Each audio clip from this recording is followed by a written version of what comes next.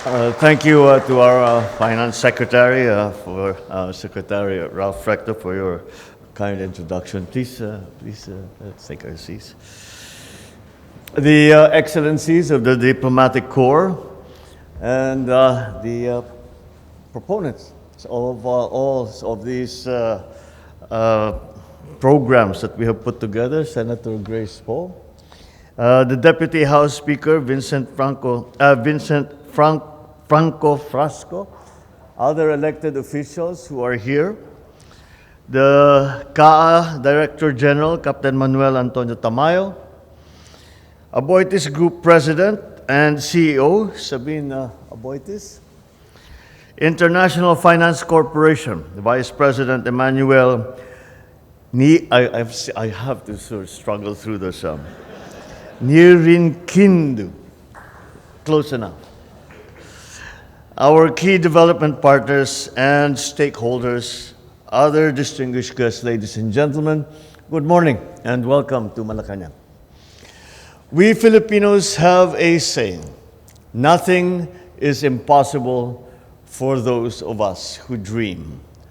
But the journey to these dreams do not begin with just a single step. They often start with a queue at the terminal, on the streets, or at the all-familiar kiosks and booths in establishments of government offices. So despite this, one thing sets us Filipinos apart. We do not take no for an answer. Instead, we find ways, we become resourceful, we make the impossible possible.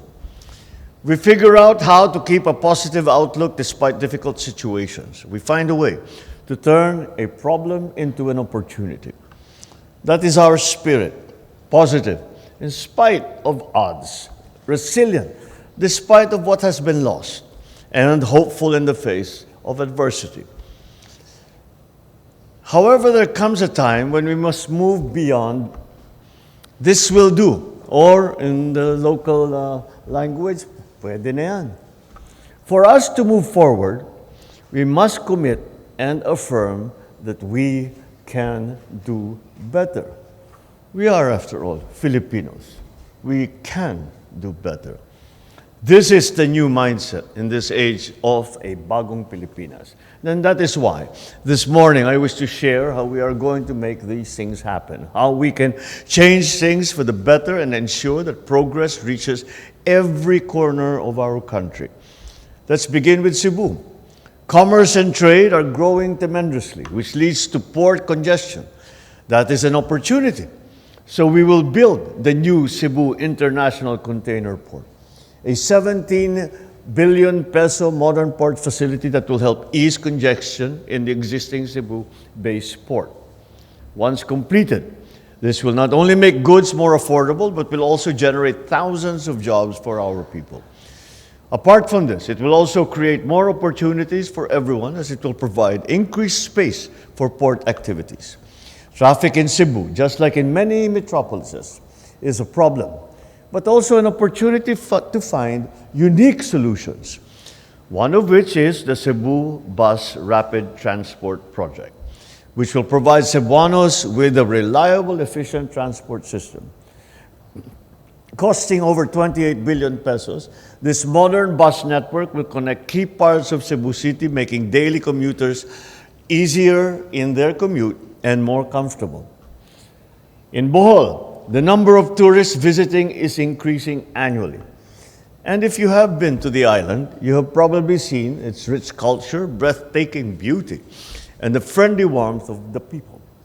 Since 2018, the Bohol Panglao International Airport has served as a gateway to the province's treasures and a driver of economic growth. That's well and good, but airports must continue to grow alongside the communities that they serve. This is where the 4.5 billion peso BPIA Public-Private Partnership Project will come in. We will expand the project in two phases. By 2026, its capacity will increase from 2 million to 2.5 million passengers a year. By 2030, we will reach almost 4 million passengers. This means we can provide seamless travel to a lot of tourists, which translates to more jobs for Boholanos, especially in the hotel and restaurant industries. This project is expected to generate 15 million pesos in annual revenue during its first 5 years, rising to 200 million a year by the end of the concession period. But more than just the revenue, its true success will be the number of lives that it will change for the better in Bohol. It is a promise to our beloved people that they will be the first to benefit from the continued arrival of tourists and of investors. From Bohol, we now move to Dumaguete and Siargao, two places that have their own unique beauty and have gained their own identity. Dumaguete, rich in history and culture, has long been a center for education and commerce. Siargao now has captured the world's attention as a top destination for surfers and nature lovers. But both places face the same challenge: limited connectivity. So we shall not settle for small fixes. And that is why we are building the new airports in Dumaguete and Siargao. These projects will completely change the way people travel to and from these areas. The new Dumaguete Airport will create more opportunities for students, for workers, and businesses, while the new Siargao Airport will help support tourism and trade. With the support of the International Finance Corporation, we will ensure that these airports meet global standards. But beyond the technical aspects, what is important is a positive change that they will bring. These projects shall allow our farmers to efficiently bring produce to new markets, tourists to discover more of the charms of these islands, and entrepreneurs to expand their businesses. As we close, let us remember, these projects are not just structures. They are representative of every Filipino's dream of more comfortable travel, better opportunities, and a clearer path towards their goals and dreams. My fellow Filipinos, the future will not simply come to us.